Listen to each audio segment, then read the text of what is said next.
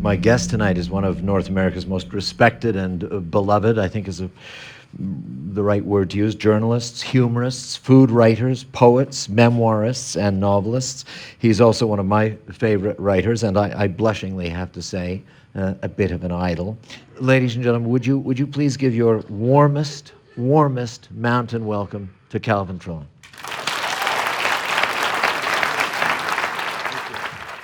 Hello. Hello. I feel I know you now well enough that I can call you Bud, which is Right. what your parents called you, and what everybody now calls you. Almost everybody calls me Bud. My parents were willing to name me Calvin, but not call me Calvin. Because Calvin was too severe? Well, yeah, I think for a baby. This is your first time in Banff, Absolutely, yeah. which, you're a flatlander from Kansas City. Kansas has the Flint Hills, but I don't think you'd think of them as mountains here. Well, unlike a lot of journalists who fly around, and though you've lived in Greenwich Village for I guess more than 50 years now, Kansas City seems, or at least a sense of the place, seems to be important to you as a writer, as a journalist. Well, it is. I think the sort of the values of the Midwest I've read some cultural geographies, regionalists who divide people up. And they always say that the Midwest, particularly the upper Midwest, is in a way the most typical American place. That when people say something is very American, they're often talking about the values and the customs of the American West. So in a way, Midwesterners are real Americans. And when I thought of what I wanted, the kind of childhood I wanted my girls to have, who grew up in Greenwich Village, it was, despite all evidence to the contrary, you're being raised in Kansas City. It's a good plan. How and why did you make the jump from Time magazine to the New Yorker? Well, Time magazine then was a Newsweek as well, although not quite as rigidly as Time, I think. It was based on something called group journalism, and there were reporters out in the field writing what were called files. They were written like stories, and there were writers in New York, and the writers took the files and wrote these compact little stories, and I did both parts of that. I spent a year in the South, in the Atlanta Bureau during the Civil Rights Struggle, and then I was a writer at Time, and for a while I was a floater, and somebody who wrote, say, the religion section really got so he knew something about it, and he would read the Lutheran quarterlies and have drinks with the Lubavitcher PR guy, and he kept up with it, so he could write with that sort of authoritative air. And then he would go on vacation, and the floater would come in from show business or somewhere else. And as he sat down at the guy's desk, this what we called instant omniscience came over him, and he could write just as authoritatively, although he knew nothing at all about religion. I admitted when I wrote a novel about this, it was called Floater. I admitted that I was the floater who tried to get out of religion, and because I liked moving from place to place, by putting alleged in front of any historical or religious event that I found at all questionable, like the alleged parting of the Red Sea and the alleged crucifixion, that sort of thing. They just crossed it out. They had a lot of experience with smart Alex at the time. You once said that you spent most of your life as a reporter trying not to generalize, trying to write about specific things. I've always thought that anything anybody says that is about the thoughts or the motives or anything of more than one person is probably not true, or it may be true by accident, but not true. And I think specificity is important, particularly for humor, but I think for anything. And things aren't funny, like if you say that Pat's cheesesteak in Philadelphia is always a place where you, even when they got some tables where people preferred to take it outside, even in winter, and that it tasted better outside, particularly if you were leaning up against a Pontiac. Leaning up against a car isn't funny. Mm-hmm. Pontiac maybe. Mm-hmm.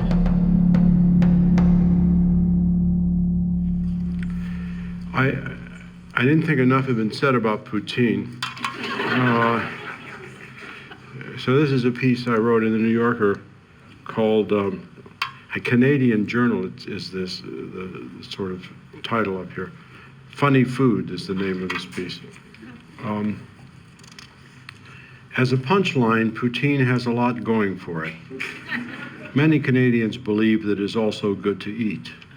Their fondness for it is, in fact, often the basis of the punchline, since an outlander who hears a description of poutine in its basic form, French fries with cheese curds and brown gravy, is likely to think that it sounds, well, disgusting. Jokes about poutine on that level are the equivalent of jokes about the Scots eating haggis or Scandinavians in the upper Midwest crowding into church basements to feast on lutefisk, an ethnic ritual that my first taste of lutefisk moved me to compare to teenage circumcision.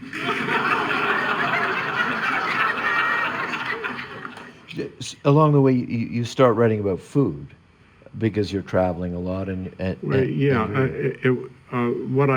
What happened was most of these U.S. journal stories were about controversies or murders or something, and I found at some point, and I can't remember the first one. It was either about Cincinnati chili.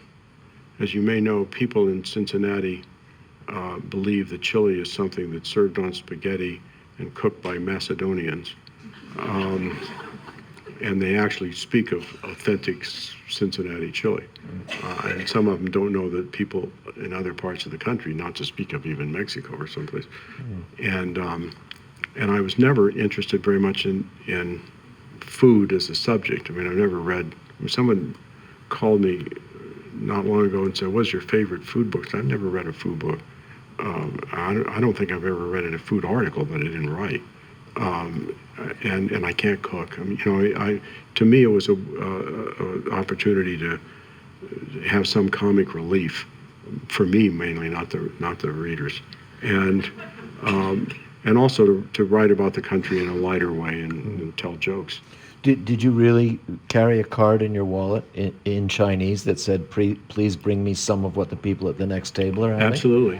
I knew a guy named Harrigan, a food and wine writer in San Francisco, who went to Japan once and took the trouble to learn enough Japanese to get around restaurants.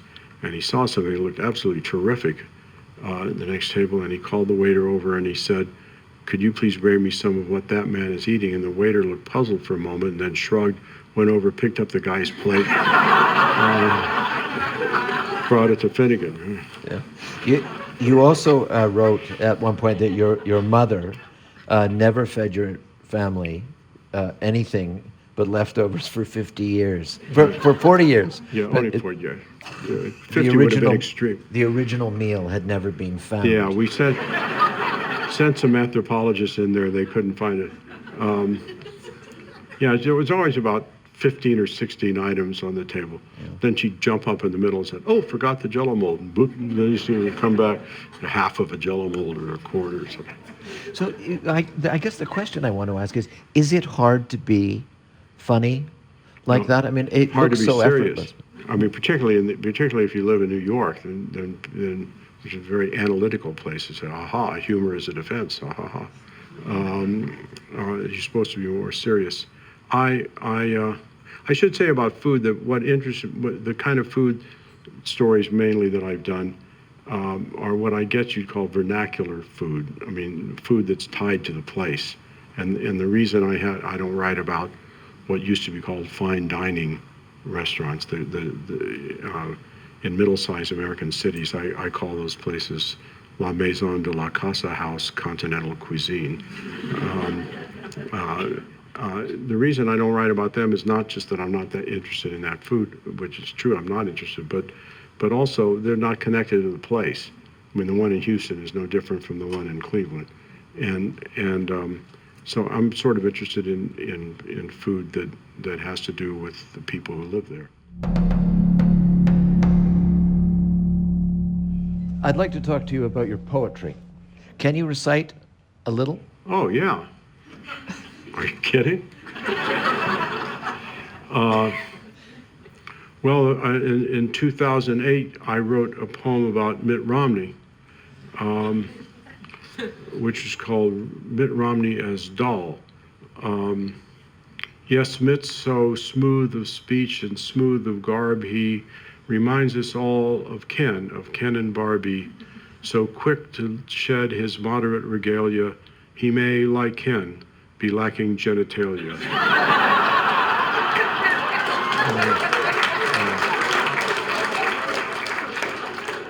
That's I one can of my see why you poems. remember that one.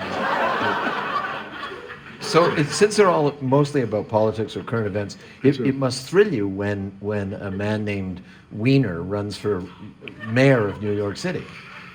That's got to be a good rhyme, no? Wiener is a good rhyme. It's kind of tricky. I mean, you have to be careful about it. I did refer to some of the pictures he sent out as those of his eponymous bulge. He's got an unfortunate name, Wiener.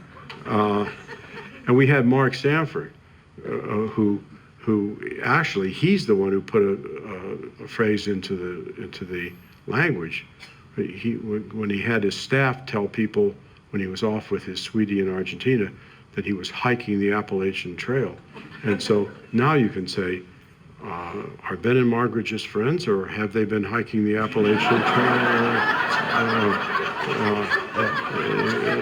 He wasn't even trying to put it, I hope to use that myself one day. What about Obama? Has that been good for rhyming? Well, unfortunately, what happened was that I used all the Obama rhymes with Osama. Yokohama, Cinerama, Slap Yo Mama. And Bush is not good. Bush is not good? Presidents have not been good for me lately. It rhymes with tush, but it's not, that's disrespectful. And that would matter a great deal to you. Yeah. What I was going to say is that your poetry is helped along by the fact that politics in your country is full of fools and madmen. I mean, it's insane, the political... Absolutely. And those of us in the small joke trade, we think of it the way dentists think about tooth decay. It's a pity, but where would business be without it? So Michelle Bachmann comes along, we say, hey, welcome, Michelle. Yeah, because she's completely crazy. Crazy, and Michelle's a good name to rhyme. Oh, yeah? Yeah. I was worried at one point that Rod Blagojevich was going to run. That is not good. And the Clintons were not. Clinton is not a good rhyme. And I refer to Clinton sometimes as the orange of American presidents. His name just doesn't rhyme. And in his second term, during the unpleasantness.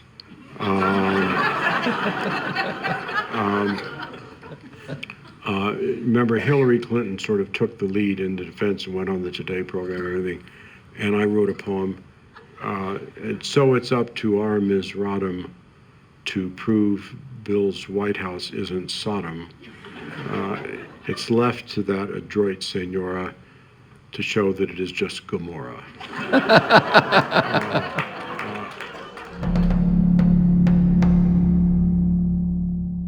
In the newsroom of the Miami Herald, there is some disagreement about which of Edna Buchanan's first paragraph stands up as the classic Edna lead. I line up with the fried chicken faction. The fried chicken story was about a rowdy ex-con named Gary Robinson, who late one Sunday night lurched drunkenly into a church's chicken outlet, shoved his way to the front of the line and ordered a 3-piece box of fried chicken. Persuaded to wait his turn, he reached the counter again 5 or 10 minutes later, only to be told the churches had run out of fried chicken.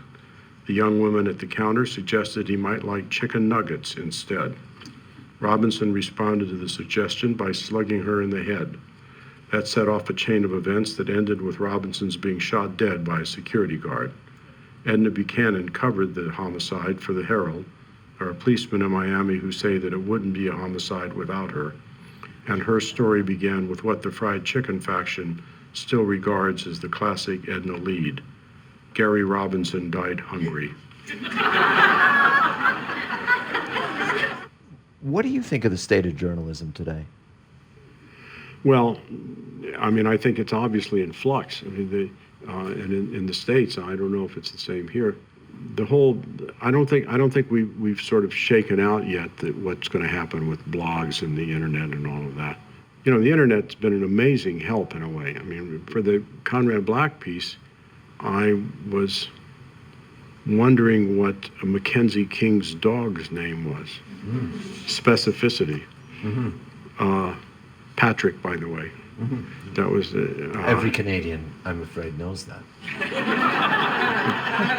But I'm only 1/6 Canadian, and you can do it instantly on the. So in a way, the internet's been a huge help to journalism. But whether or not it's going to, I mean, what worries me is something like, I read somewhere about the difference in numbers of reporters from the Philadelphia Inquirer covering City Hall. I mean, I can't remember the numbers now, but it was drastic. Yeah, it's difference. A fraction of what it used to be. A fraction of what it used to be, and that just means that more people get away with more, or that the Philadelphia Inquirer can't pull a guy out and assign him to a long piece that takes 3 or 4 weeks of reporting because he's got to do the water board hearing because there's nobody else to do it. So I think in that way, it's really been weakened. Do you think if you were starting out again, if you just, come out of Yale, you just finished at the Yale Daily News, do you think you would be as enthusiastic about becoming a writer as you were today? I'm not sure I was very enthusiastic at the time. I think most of the people my age who went into journalism sort of backed into it. You know, they knew they couldn't do anything with numbers because their math wasn't good enough or something. Math was my worst subject. I always say, couldn't persuade the mathematics teachers that many of my answers were meant ironically, and I think people who do roughly what I do, I think of my age. The novel didn't work out, or they couldn't make a decision, and around that time they were working for a magazine or something. I don't think very many people, until maybe Watergate, I don't think very many people woke up and said, I'm going to be a reporter. Yeah, you've got a good eye for a Canadian story. Right. You wrote about Right. Toronto's gold merchants, that incredible Right. story. And when we had neglected it, you write about poutine. What strikes you as a good Canadian story now? Oh, I think probably the mayor of Toronto. Really? He's a colorful story. I mean, I don't know if and Old Cracky Ford, as we call Real it. cracky. I think one of the nice things about writing about Canada, I told the editor of the New Yorker I would get a business card that says Canadian correspondent, is the fact that not much Canadian news gets below the border, that there's kind of fresh stories. I once boasted that I had set a record for, when I was doing that column, for American columnists writing the number of columns, consecutive columns on Canadian subjects. 2. Nobody's come anywhere near it. So it's sort of fresh. Uh-huh. Does it seem like a quaint but slightly foreign country? Is that the appeal to Americans? I sometimes think it's sort of like America with a lot of the mean taken out, and I like that part. And it seems, yeah, it seems a little foreign, and it really is different. I think that Canada is obviously, I mean, and everybody in the room knows this, is in we're talking now basically about English-speaking Canada, is in a unique and kind of irritating situation culturally, which is being next to a country that's 10 times the size and sends its kind of cultural product all over the world, and not only being next to it, but being sort of spread out along it. And so I think you have to set up some system not to be sort of subsumed into American culture. And any system that's set up that's sort of artificial like that is easy to make fun of, and often kind of silly. I mean, you know, these guys who were, you know, born in Sarnia but actually have lived in Los Angeles for 30 years are Canadian content or something. You know, I mean, but I think something like that is probably necessary. I mean, it's a weird situation that has to have some, I think, some kind of artificial movement, and I think it'd be greatly improved if they gave people who live here 1/6 of the year Canadian content status. Thank you very much. Thank you. And thank you all very much.